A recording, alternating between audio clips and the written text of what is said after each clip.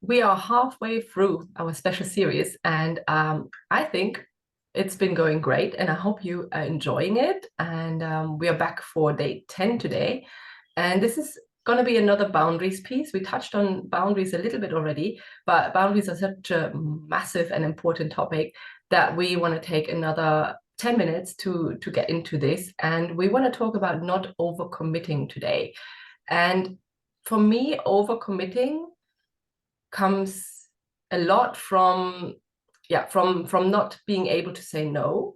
So if we host dinner for Christmas and we don't want to do it, a lot of us have a very hard time to say no to that, to put this out there in front of people, because we're very worried about their reaction. And I already mentioned not to, take reactions on and make them your own, but to distance yourself. But also, I believe, and Christmas probably put has a part in that we have, as women, experience something that is called the good girl conditioning. So I mean, we know if you're a good girl, you're going to be on Santa's good list and you're going to get a present. So be a good girl, be nice, behave yourself, be quiet, that kind of thing. Like, we've been raised with these kind of messages that to be a good girl, we got to be a certain way. And to be a good girl, we shouldn't ruffle too many feathers, and we should kind of keep a status quo and make everyone feel comfortable and that kind of thing. And that has led us to saying yes to a lot of things that maybe we don't actually want to do. So it's not about being a bad girl and being naughty now, but it's more about recognizing that. It's more about understanding, like we said throughout the series, what is important to you? What really matters to you? Does it matter to you to bring the whole family together and host a dinner for 20 people? Or is it more that you really just want to have your immediate family around you and want to spend a calm and quiet time? And to do that, I think it's, first of all, it's important to know what is important, but secondly, also to find ways to ask for it or to say it. And that can be quite challenging because, again, we don't want to offend people, we don't want to hurt other people's feelings, but it's a process that you can start with very small things. Don't go right into the I'm not going to host dinner this Christmas because I don't want to see you guys. More, take it easy and practice it by saying no to smaller things or for asking for specific things. Because what also happens, and I don't know if you agree, Michelle, but I think a lot of women tend to just shut up, not say it because of fears that we have, but we have it inside, and then we put these little darts out there. We have these annoyed looks on our eyes, or we make that little side comment to our husband. Now I have to put up with that auntie again. And like we have these passive aggressive behaviors that we have, and that's usually because we fear to say out loud what we want or what we don't want, but it's still there. And by finding ways to say no and maybe asking for certain things from other people, we can get rid of these underlying passive aggressive things. And it just makes Christmas, I think, so much more enjoyable because I mean, I don't like myself when I'm being that little bitch and I'm kind of, poking around a little bit just to make a point that I'm annoyed with you, but I can't tell you because I don't want to hurt your feelings. So yeah, this is I've done that a lot, and I think to recognize that it's part of how we've been raised helps me to say, okay, it's not that you are that kind of person. It's just something that you've learned over time and you can unlearn it. So yeah, the good girl conditioning. What do you think, Michelle? I know, I agree completely. And and to have the awareness of it and to actually say, hands up, I've been a bitch. That's really standing in your power and knowing that you want to make that change and that that that isn't actually you. And you don't want to be that person. So that's amazing. I know. yeah, I think we've all been there. If we're really honest with ourselves, we've all been that person who's given daggers, or you know. Yeah. But I think as well, it's very much about an awareness of the fact that we need to be true to ourselves internally, and it's about learning that external things don't need to affect us.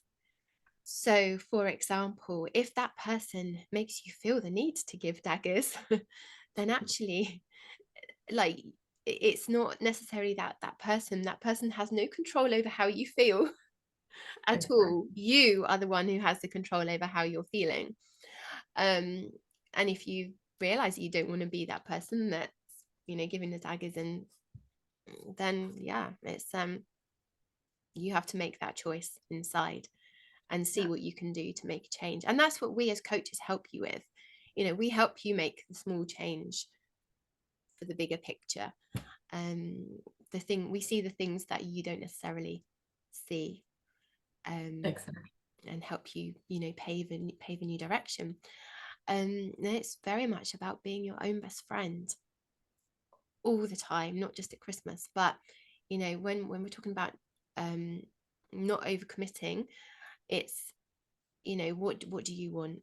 As Anne said, it's about what's important to you, and actually just being true to who you are and how you want to feel, and knowing how you want to feel in the first Yeah. place, which is where, like, it's I find that meditating and journaling is very, very useful to help me with that.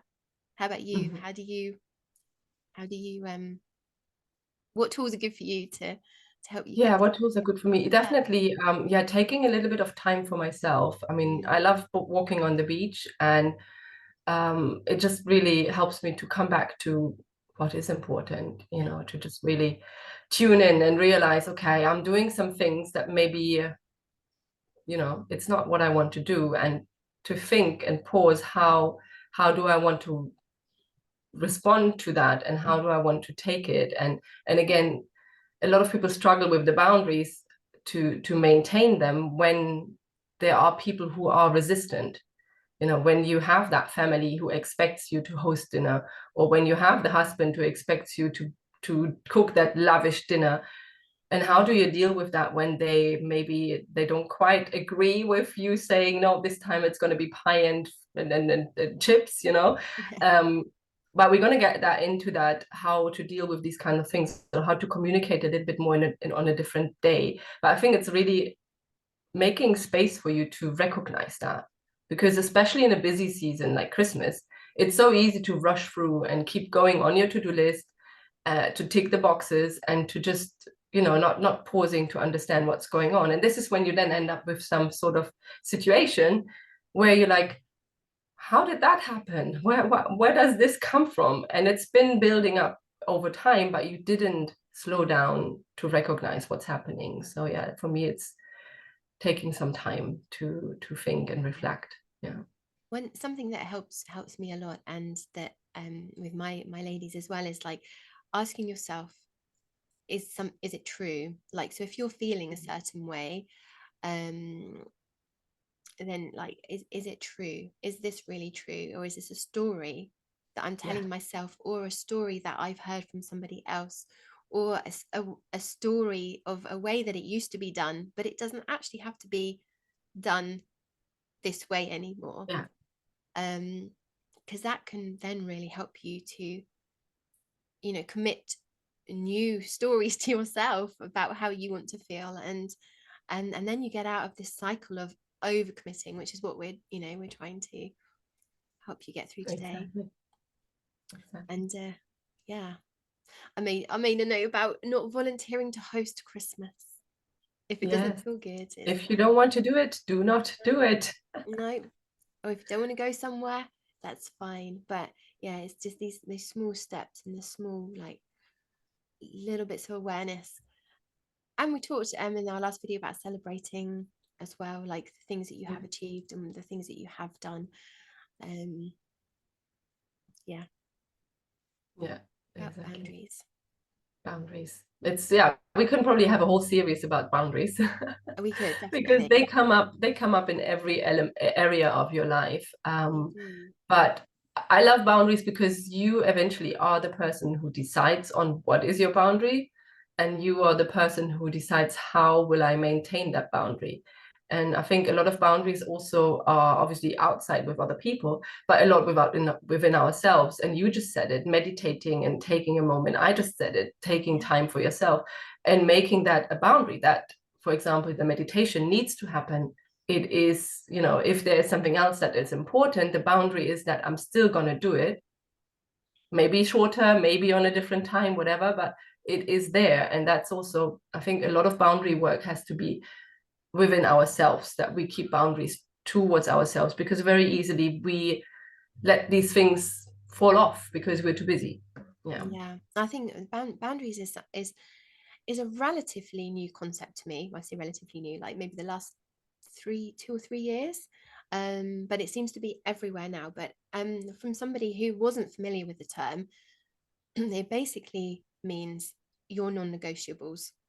I think that's like the best way to describe it. Like, what's non-negotiable to you? Like, what do you really feel? How do you really want to feel? What do you really want to make sure is implemented in your life, integrated into your life?